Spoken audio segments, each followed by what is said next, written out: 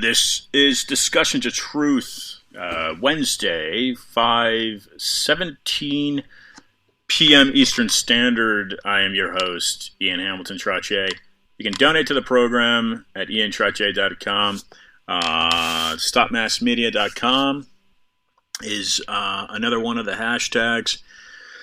Discussionstotruth.com, and of course Freedom Reserved, which is my book coming out next month, published by Trine Day. You can get that at Amazon, Barnes & Noble, chapters in Canada, and a number of sites online around the world, Australia and the UK, Denmark. We have Sabotage coming your way, the hidden nature of finance. I'm going to attempt to bring in Ronen Palan. Anastasia Nesvetailova and Ronen are co-authors on this book. We're going to attempt first to bring in Ronen via Skype on the computer interface, and if not, then we'll bring him in another way.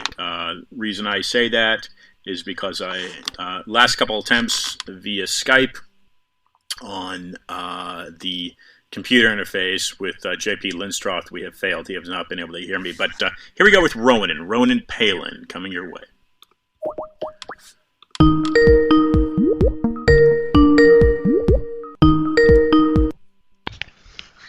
Hello? Ronen, can you hear me? Hello, we don't hear very well. Hello? Okay. Should Ronen, we try again? Yeah, I'm going to try again. Let's bring Ronen in here. Give him another shot here.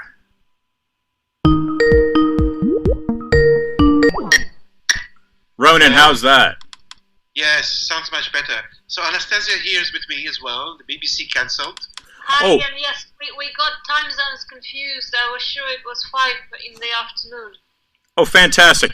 That's great to hear. So we're here. I hope it's not a camera, though, because I'm not prepared. No, just audio here, no camera. So rest assured. Jocelyn had let me know that Ronen, so I'm delighted that Anastasia is with us. Now, let's get right into it here. For listeners, give a brief introduction for the two of you, if you would. I have talked briefly about the two of you joining the program in previous episodes, but Anastasia, start with you. Give just a quick, brief description of what you do, who you are. Hi. I'm a professor of international political economy at City University in London, and I have been working on issues of financial system pretty much all my career. Mostly it was about financial instability and regulation, but inevitably it took me to the study of something called financial innovation, the process of inventing money. That is very complex, mysterious, and very, very important. So it's with this focus that I came into this book, because we understood that part of the story that needs to be told about finance is really the power of financial innovation in our society and politics. Excellent. Wonderful undertaking. Now, Ronen, you are author of other books that have actually caught my interest. Anastasia, pardon me, but I haven't dived into what you've written in the past. But for instance, Ronen, you have authored books on offshore accounts, tax havens, and why don't you quickly for listeners tell them who you are? So I'm also a professor of international political economy. And yes, I worked for many years on the subject of offshore finance, tax havens, offshore financial centers.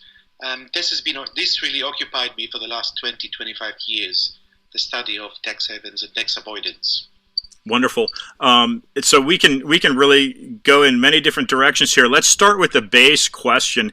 Anastasia, you are listed as the first author. What inspired you to write this book? What inspired you to write the book? Ronen is in many ways, because he had been talking about it. Mm-hmm. It's a synthesis of us both. Yeah. He added the historical depth because he had been studying the transition of economic thought in the 1930s, the most crucial time in the 20th century, when economic ideas became radically different, or had to become radically different. And he was always interested in the people who made them different. So one of them was Thorstein Veblen that we referenced in the book, or we based one of our core arguments on his work. At the same time, what inspired me in writing kind of more concretely about financial processes is the legacy of the last crisis that, ironically, we are now almost reliving, only in a darker context now with the biological crisis. But really, the 2008-2009 financial disaster, it was a very multifaceted phenomenon, and I understood that it was naive to think that it was sorted out back then. There were issues still lingering, including about shadow banking, including about wealth management, including about power of finance vis-a-vis the state, the market, the consumers, or each other. And this is how I wanted to contribute to the book. I wanted to investigate what exactly finance is doing to us and why. Right. So this is wonderful. And for Americans, in the 1930s, you're looking at the 1929 Great Depression stock market crash. The Dow closed today, I think, at 18. Well, it's certainly below 20,000. It has seen in the past few days the biggest drop in its history. As far as the United States goes, we're treading in incredibly tumultuous times here. But backpedaling to the 1930s, as you brought up, you've got to completely reshape in the economic system after the crash of 1929, and then of course FDR's Great New Deal that he installed for economics. Do you have any comments on that? Yes, absolutely. Well, the crisis that we are now facing, in many ways, it's different, of course. It's completely different. The two big crises that we are talking about, 1929 and 2008, the financial crisis. This is, in a sense, a real crisis. Basically, globalization, the whole world is going to lockdown, and of course, the economy is collapsing with it. But as you say, there are similarities because the American economy essentially collapsed. The real economy collapsed during the early 1930s. And the effect and the solution to it was something that perhaps we should be listening to these days as well. Yeah. Anastasia, your thoughts? Yes, about that, I agree with Ronen that the crisis now is different and much more painful and much more systemic. It was, in some way, in retrospect, much easier to solve 2008. It wasn't resolved fully, but at the time, key institutions such as central banks did whatever they could, really. They were most flexible, they were very innovative, and basically they saved the world. With some consequences, but they did it. At the same time, this is quite unprecedented what's going on now, and even very powerful central banks don't have all the capacity or knowledge. They don't have it all. Central banks cannot do much at all. Yeah, well, the lowered interest rate, maybe they will pump more liquidity, maybe they will order the banks to keep lending. Well, they can do something, but this is we're really in uncharted waters. We have never been here before. the nuance is that the 1930s reforms, institutions, and ideas are the closest we have to a workable policy for capitalism, really. So it's often that you hear authors or politicians referring to that kind of set of legislature or, again, ideas or theories. It's not because 1930s was such a magical time, quite on the contrary, but literally it's the closest we have to a recipe or a set of recipes for political, social, and economic institutions to be adapted to a sustainable system. Now, we've certainly got a biological crisis that is causing this economic crisis, which remains to be seen, but quite possibly can be much worse than the biological crisis. So like you've alluded to, Ronen, two totally different triggers. And certainly in 2008 in the United States, it was the subprime mortgage crisis, from my understanding, that caused to 2008. Now, Anastasia, in regards to a theory, in your book, you address Eugene Francis Fama, if I pronounced that right, efficient market theory. Fama. But yeah, I want to kind of shift gears. We can go to that, and I also want to read something for listeners as we return to that. But just quickly here, we have very interesting, because in your book you do address Michael Milken, and I'd like to get both of your thoughts individually on the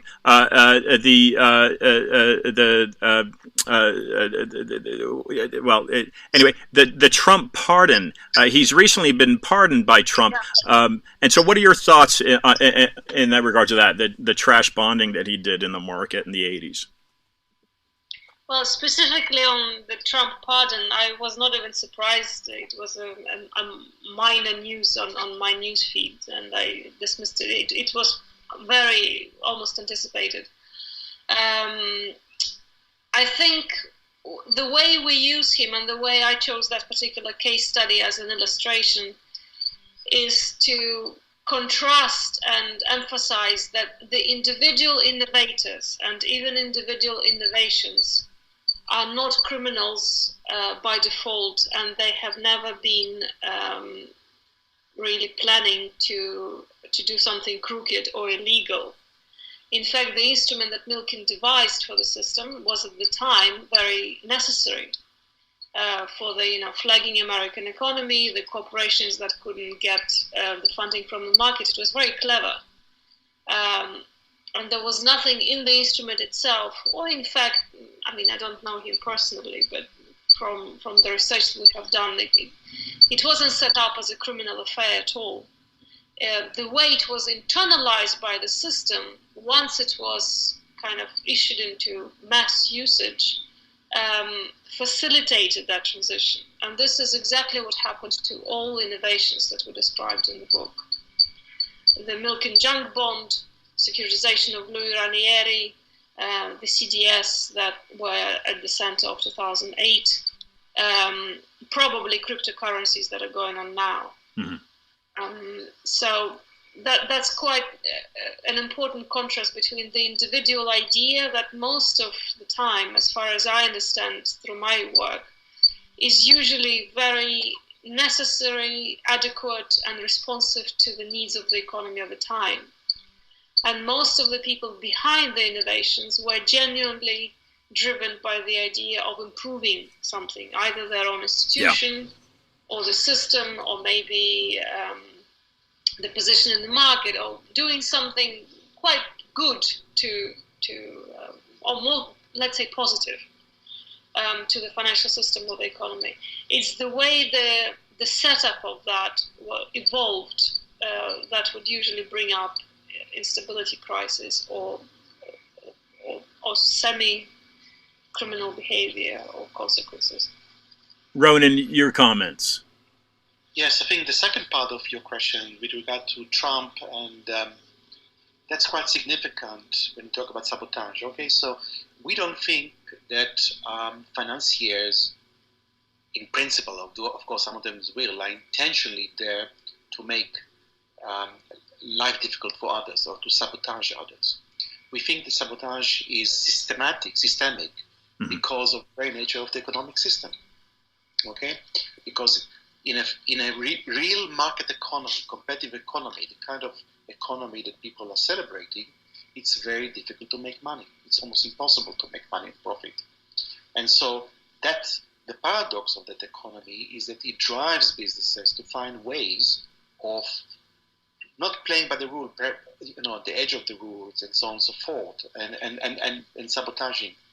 Now, what we want, of course, I don't know who am I reflecting as we, but I guess what society would like is, on the one hand, business to flourish, but at the same time to push business in a direction that the fruits or the benefits they can generate will be beneficial to society as a whole. So to push them away from sabotage. And one of the ways by which we do it is, of course, by law, criminal law. And if those people who are sabotaging the rest, then the president comes along and just without any explanation, really, just pardon them, that may give an incentive or reduce the deterrence in the future. So in that sense, it's a very negative move on the part of President Trump. Yeah. So go ahead, Ronen. Go ahead. Sorry. Somebody suffered from the actions of Milken, okay, and quite a few people did. Now, the reason why we put people like this in prison, if they are to blame, is to avoid it in the future as a form of deterrence. And if you remove this deterrence, then you may get it again. And in fact, we did get it again, and we will get it again. Soon. Yeah. Well, thanks a lot. So, in page 23, you draw on a Joe Bain quote. It reads, "In a purely competitive market where there is free entry and competitive buying of factors, long-run equilibrium returns for all firms should just cover contractual imputed wages, interest, and rent. In other words, in an efficient open market, firms are likely to make very thin profits, just enough to ensure the survival of the business. If the theory is correct, then it is obviously a problem for business."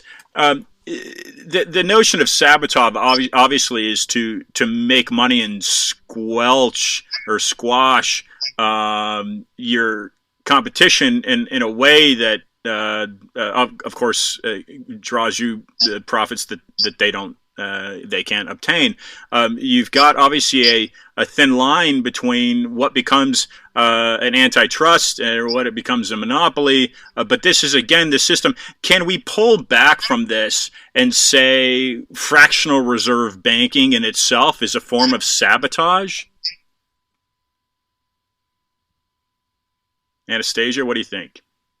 Thinking about it. I'm thinking because it's the first time I'm confronted with this question. Why would you raise this? Why would you think that fractional reserve banking is sabotage?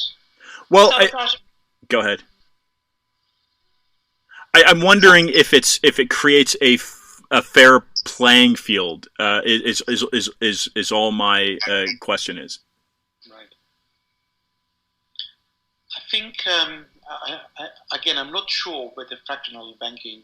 I'm not sure if I meant it directly, but I think in any set of rules and regulations, there are ways and means of sabotaging, okay? So we cannot remove rules or regulation. We cannot live without them. We cannot live without institutions. So in that sense, every single set of rules or every set of rules might create opening for some form of sabotage, if that's what you mean. But we are struggling to understand why fractional banking is. Yeah, I think you need to delineate two concepts: the fractional reserve banking as a requirement for the system. That's part of regulation, and in our view, it is not sabotage. It's just regulation by the public of an industry. The way banks operate in that system is, in fact, by sabotage, because they, or any other financial institution, or in fact any other big business, they always carve out niches or use opportunities to either bypass the rules, avoid regulation, take advantage of the consumer, control the market, and hopefully take over each other if things work out well. Now you talk in your report extensively about the Pecora report. Would you share with listeners exactly what that is? Well, the Pecora report is named after Senator or Councillor Ferdinand Pecora, who was a politician, a policymaker in the US at the time, and who was personally invested in investigating the causes of the 1930s recession, the 1929 crash, and what became the lost decade for American capitalism. He in fact replaced his predecessor, who wasn't as keen on such a granular investigation, and he really became the driver of quite a massive conversation with the industry, between the lawmakers, the Congress, and whoever was involved in finance at the time. And he was personally interrogating a lot of the, let's call them, I'm not saying culprits, but key figures at the time. So some of our citations is from the dialogue that seems pertinent even today because of the issues they discussed. Why we used the Pecora report, I have to confess, it was Ronen's hunch, and I was initially skeptical, but once I read the text, I was shocked as to how close to the environment of the 2007, 2009 crisis the investigation was, how similar the problems were, how similar the behavior of the financiers was in both contexts, and just how different the political response appeared to be. So in the 1930s, Pecora and all his colleagues, they really went after finance. They were focused on the idea that controlling the market in the interests of the business is harmful to society. And they went quite far with that logic. They then informed the institutional reform that followed. What happened in 2007 is that nobody did the same. Nobody questioned the social value of business. Nobody made a distinction between the market and the business. And everybody seems to be still operating with the fact that usually businesses are very helpful to society. They are, they are force for good because they employ people and create jobs and produce stuff. We disagree with that, following Pecora and his investigation, and we make quite a sharp distinction between the idea of the market, that, to be honest, we believe that is still very much an optimal allocator of resources. There is nothing wrong with that theory, and that of business, especially big business, that tends to sabotage its key function: society, the state, and the market itself. Very interesting. Ronen, yeah, go ahead. If I may add to it, yeah. There's a long tradition in the United States, I think spanning all the way back to 1890s, of fantastic congressional reports which are investigated the practice of banking, the practice of big corporations and the like. And you rightly so, you mentioned that in fact they end up with the initial antitrust laws, which were very much inspired by the theories of the progressive movement in the United States. Thornton Veblen was one of the key thinkers in that movement.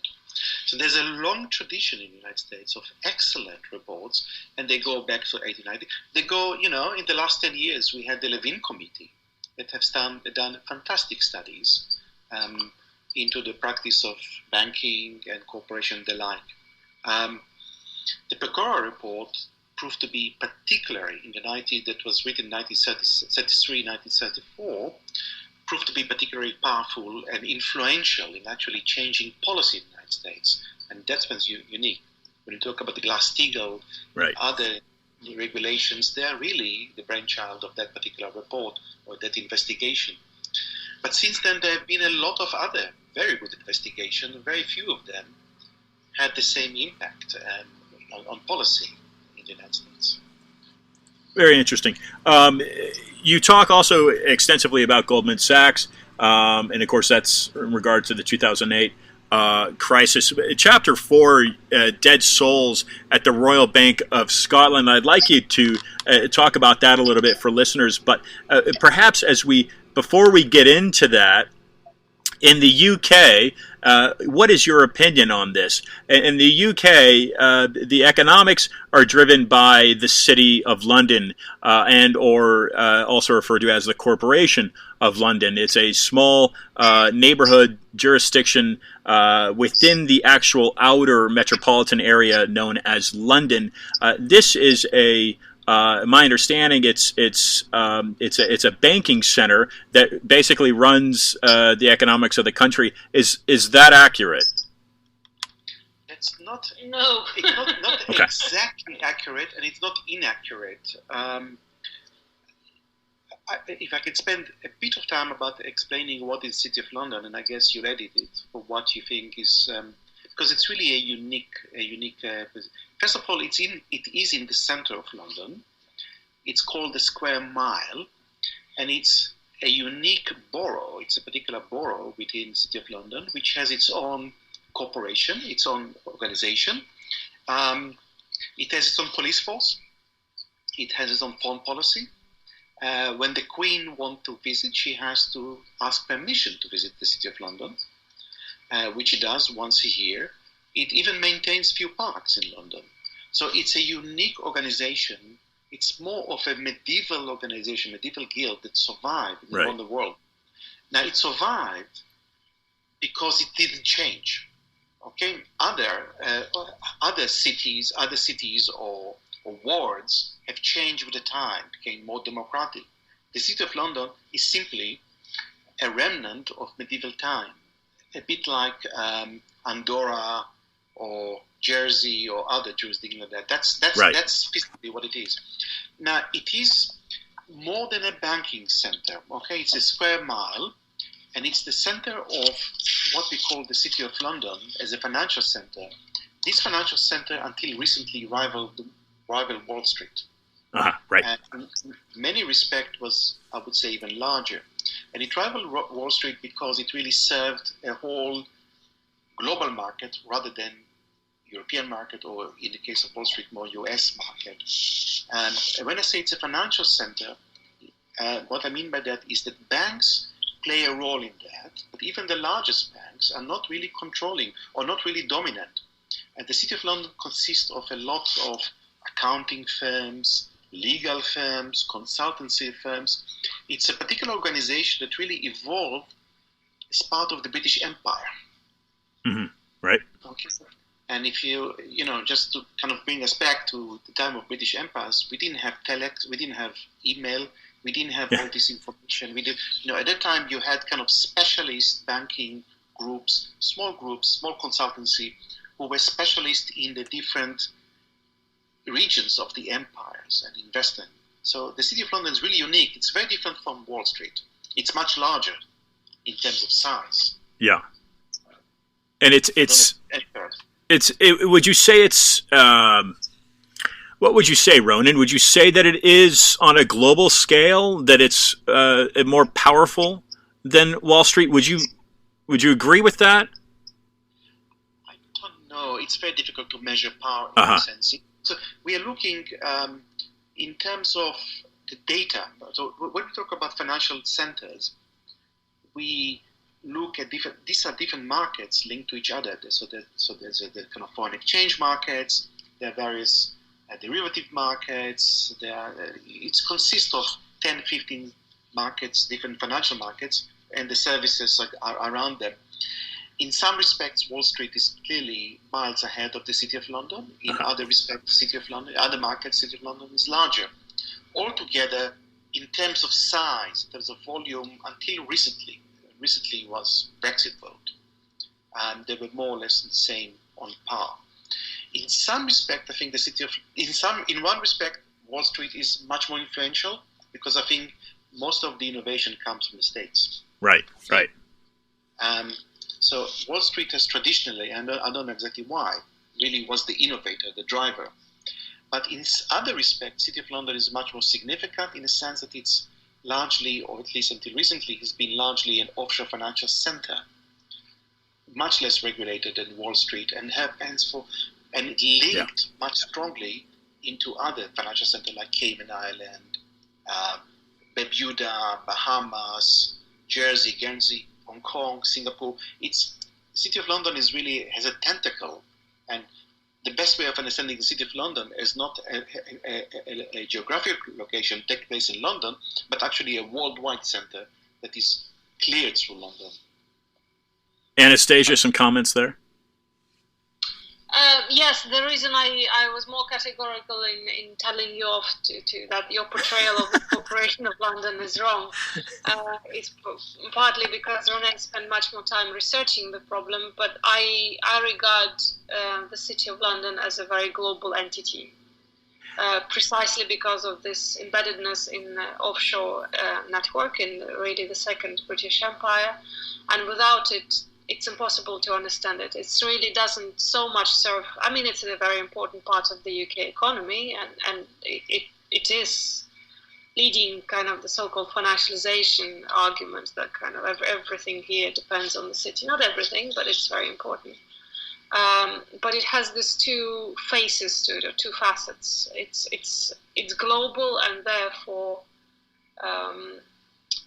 For example, according to the Bank of England figures, half of UK financial system are banks. The other half are non-bank financial institutions, and these includes anything. Pension funds, hedge funds, non-bank financial corporations, shadow banking, connections between them. So it's very important to understand that really it's quite a complex knot of credit institutions. Most of them have connections globally. And of course, they're feeding in as well into some way or another into Basel, Switzerland, and the IMF. But Basel and the IMF, the IMF is a kind of a regulatory body. Basel is a more voluntary body which supposed to coordinate both research and activities of the central banks in the world. To give you an example, what we mean by the City of London being embedded, okay? So if you look at Cayman Island, small island in the Caribbean, it's sometimes qualified as the fourth largest financial center, sometimes the fifth. It's really in competition with Frankfurt, with Germany, Cayman Island. But so on the face of it, it's a very large financial center. But quite often, many of the deals that are taking place in Cayman Islands are actually taking place primarily in London and are booked in Cayman Island. Okay, so London, in that sense, is much larger. The deals are done here, but they are booked Cayman Island, Jersey. They are booked in other places, and in that sense, London is using other places. In that sense, it's embedded in much wider context.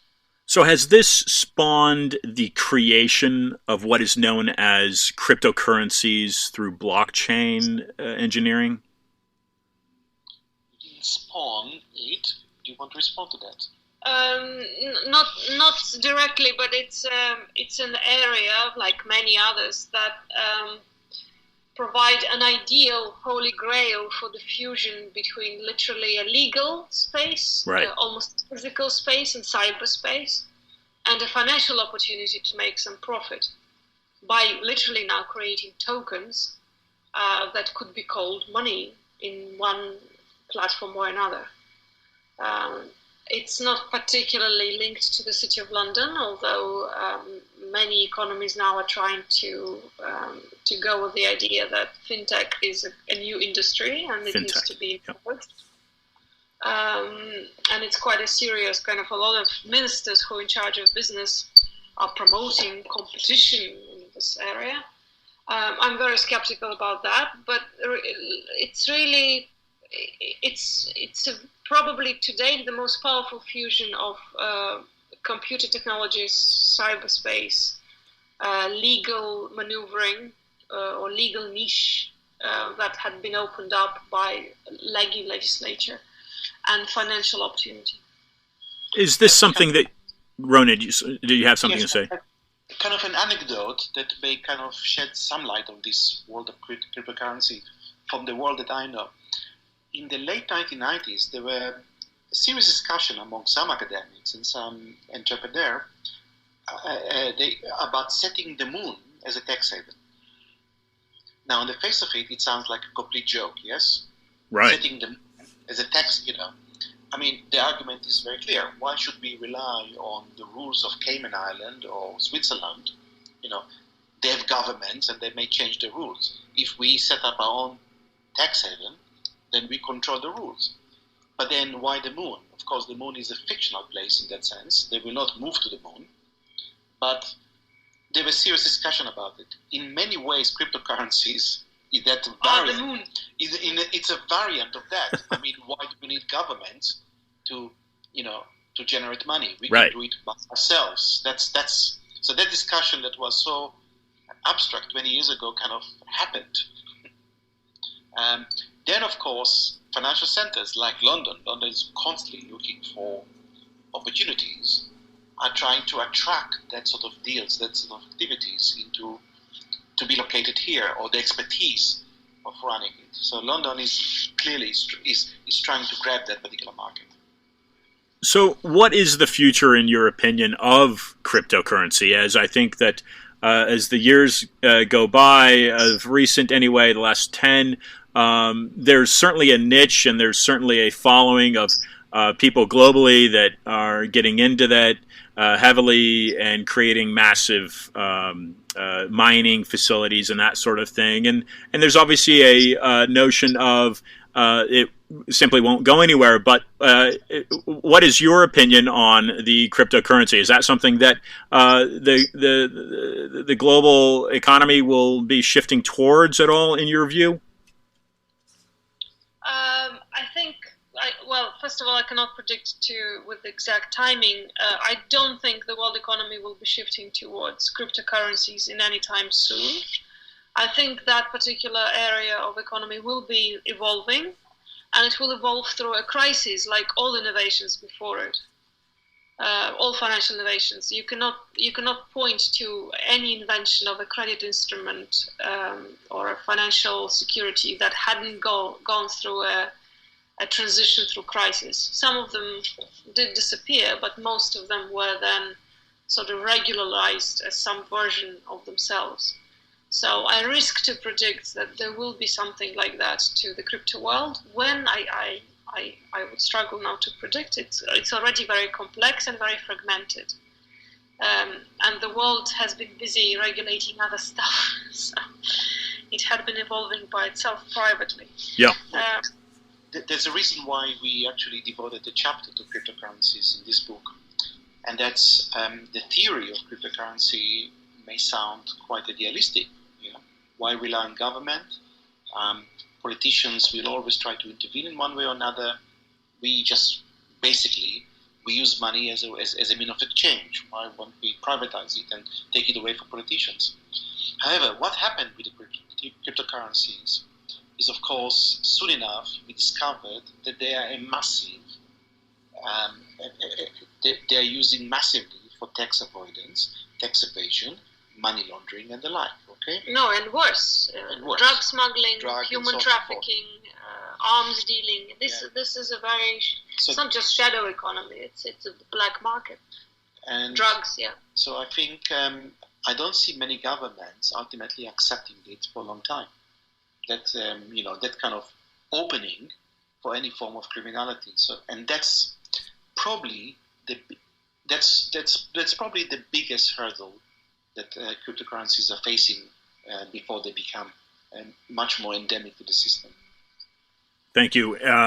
For listeners, in that chapter dedicated to the blockchain, the crypto, you will be reading about Hyman Minsky's theory.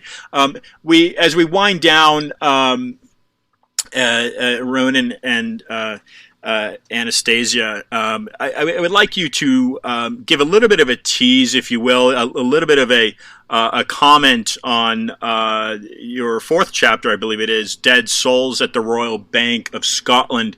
Give a quick a thought or comment, if you would, on that chapter. The chapter is named, I plagiarized Nikolai Gogol, who was a Russian-Ukrainian writer in 19th century. And he described various practices of aspiring noblemen who, this particular one, invented a technique. He was buying the lists of dead peasants from other farmers or landowners in order to appear richer than he actually was. So that's Gogol. At RBS in 2007, this is what they were doing to their clients. Staff at RBS would wait a little bit after receiving the news that the client was now deceased. They didn't file the death certificate in time. They would delay it. And instead they would roll this deceased customer into a much more expensive premium account in order to claim bonuses for themselves. It was done quite massively on a bank-wide scale, and it was then investigated by UK Parliament. It was later classified as a small scam. In addition, RBS had various practices that they pioneered really at the time. So another was forging signatures on customers' agreements, and the particular advice was to go to a very special photocopier in a very special business park, to run a document several times through the photocopier to shade a little bit the original, so that the signature, that it will be impossible to detect original signature and the forged one. The forged signatures were then used on documents that would be sabotaging the client by putting them on a product that they never thought they wanted, they never needed it, but they had to pay for it eventually. Again, this was investigated by UK Parliament, and again, that would be later classified as small scam. This is not just a small story. RBS, just to put it in context, it's very important. In 2007, RBS was the largest bank in the world by asset size. It was bigger than HSBC, Goldman, anything else. It was the largest bank in the world.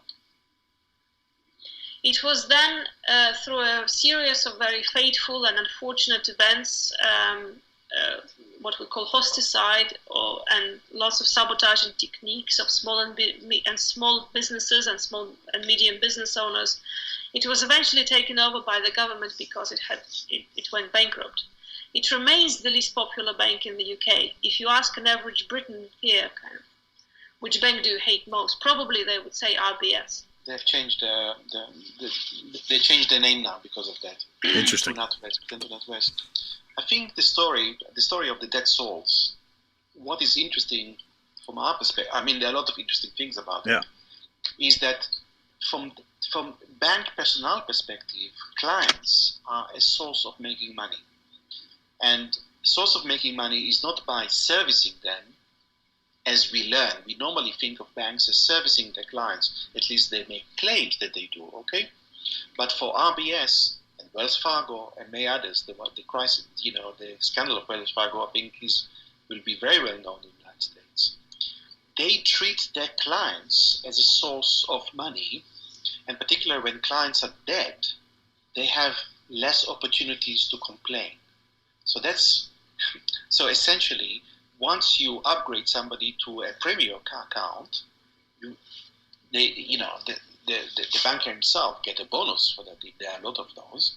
And on the other hand, of course, the bank gain from this because the premium account costs money. You pay into this premium account for supposedly services you get. So if you have a premium account, the service you get is, for example, travel insurance, expanded travel insurance, or VIP lounge in airport, or that sort of thing. So clearly, these dead people didn't have much use for those perks. But they could be mined. But to bring it closer to home, to you, several weeks ago, Wells Fargo, one of your largest banks, had to pay a fine, and they had to pay a fine of $3 billion for something quite similar. They didn't use deceased people, but they made up people. They made up millions of fake accounts and banked them, really. And it was one of the many problems or many acts of behavior that Wells Fargo did. And CNN, I'm now reading from the page, emphasizes that $3 billion doesn't cover other misdoings. It's just for the fake accounts. My goodness. Yeah. We do cover the fake account scandal in the book, but it's just to emphasize the systemic nature of sabotage that's why the book is called Sabotage. It's not just that somebody clever at RBS decided to forge signatures or to use dead people for money. It's there is logic in the system why institutions are doing that. Right. So the cover illustration, folks, is a golden egg. Unfortunately, it is empty. So striking at the core of this, perhaps, if there is one to be taken away, what would you say, Ronen, is the hidden nature of finance? There's many layers to it. Would you say getting closest to it might be these offshore tax havens? What's your opinion? Okay, so I think we learn from people that we talk to. We heard a story, which we cannot verify, but we heard a story that in one of the last meeting of Lehman Brothers, somebody a lawyer raised an issue at that particular meeting. Don't we have conflict of interest in this particular matter? Good question. And the chair said, no conflict, no interest. We have to bear in mind that the financial system, like all systems, operating, it's a highly competitive system, okay?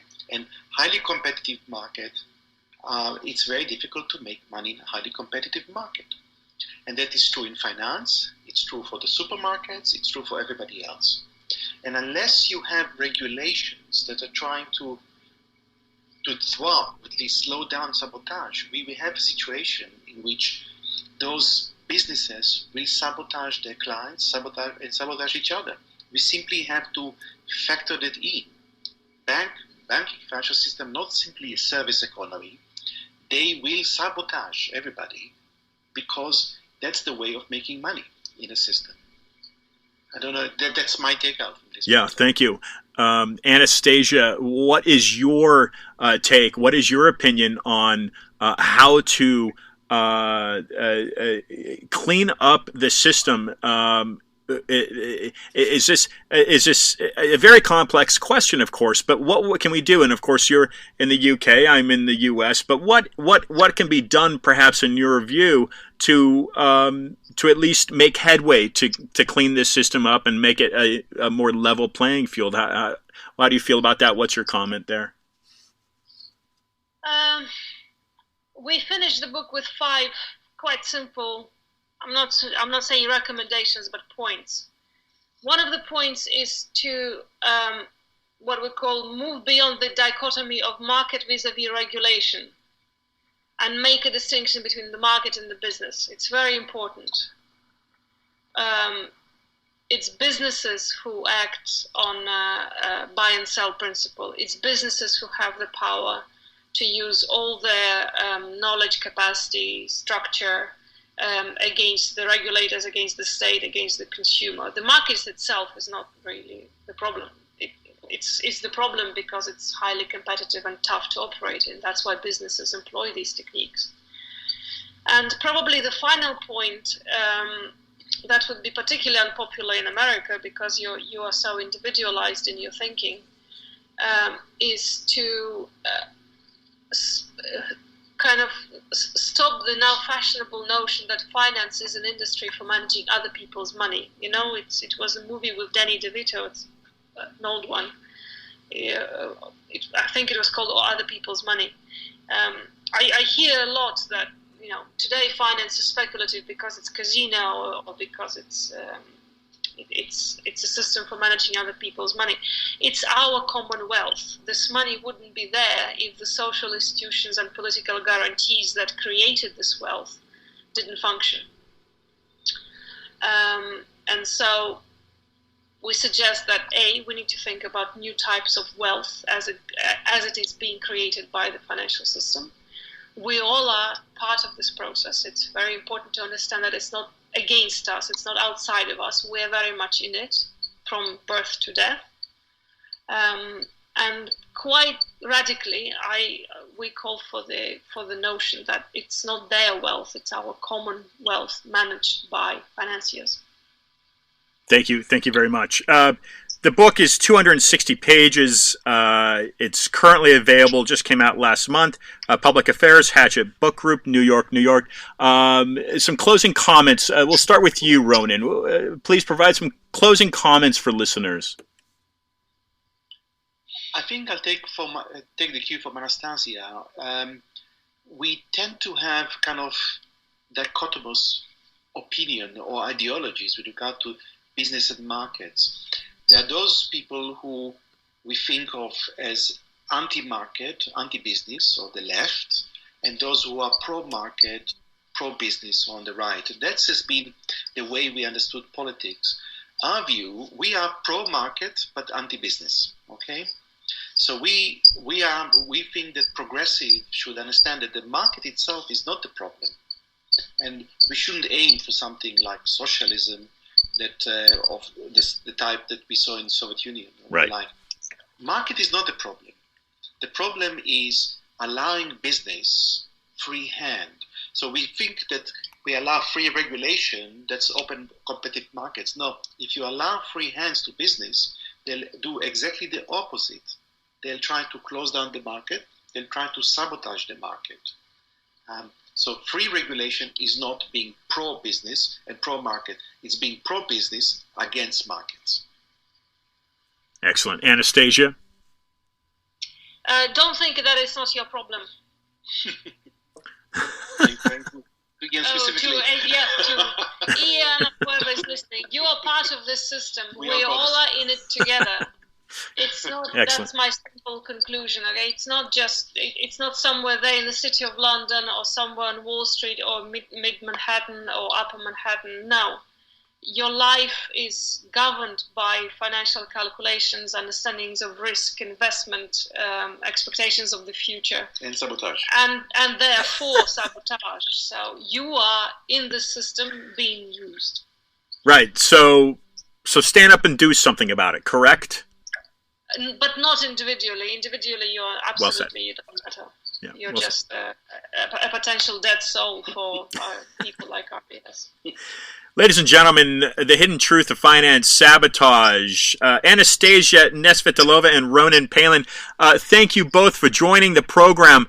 We look forward to reaching back out to you in the future. Thank you both. Thank you very much, Ian. Thanks. Bye-bye. Anastasia and Ronen, their work is very compelling. Look, as I'd mentioned to start the program, I'm not familiar with much of Anastasia's work, but simply a query in your search engine will yield some very interesting publications by Ronen. The fact of the matter is, folks, is that the global economic system is sabotaged. Just the system itself is sabotaged.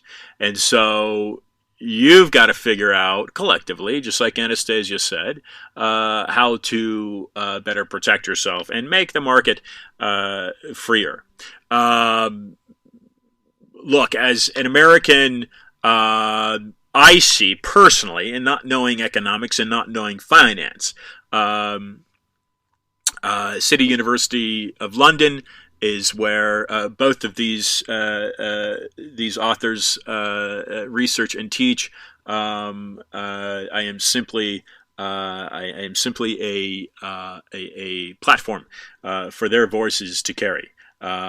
So they know obviously far more than what I do. But I will say that a system like in the United States, the Federal Reserve, yes, it definitely helps protect.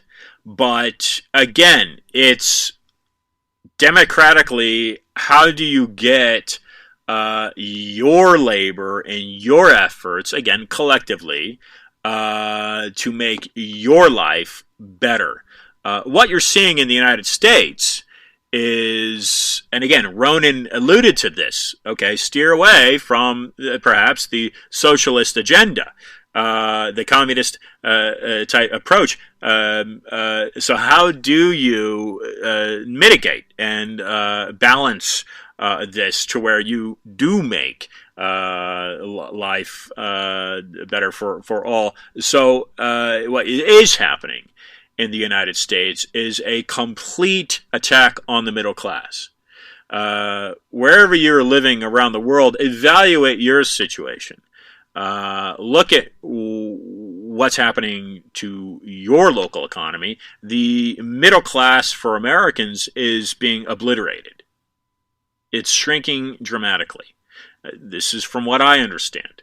The poverty level is expanding.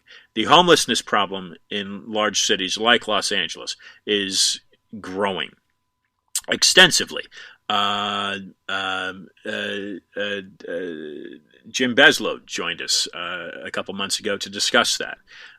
He has his program in LA, and he is a legal analyst, of course, but he does analyst for Fox News and some other outlets in LA. There is a crisis. There is a sabotage taking place around the globe. The coronavirus will make things ever more interesting, won't it? This has been Discussions of Truth. Thank you for tuning in. I will be returning for a commentary outside of the hidden finances. The hidden nature of finance sabotage. So stay tuned. If you're listening live, stay tuned. I will return for some commentary regarding the coronavirus. Until next week, folks, simply do your best. Look, if you're listening to this, if these words resonate with you, share it with a family member, share it with a coworker, share it with somebody. If you're in self-quarantined right now in California, wherever you may be, and confined to your home, just take the link and click it, share it with somebody. The fact of the matter is, regardless of where you're at in the world, this information needs to get out. This has been Ian Trottier for Discussions of Truth. And again, until next week, 5 p.m. Eastern Standard, Wednesday, here, wherever you're listening to, but likely on Winwood One. Folks, be awesome.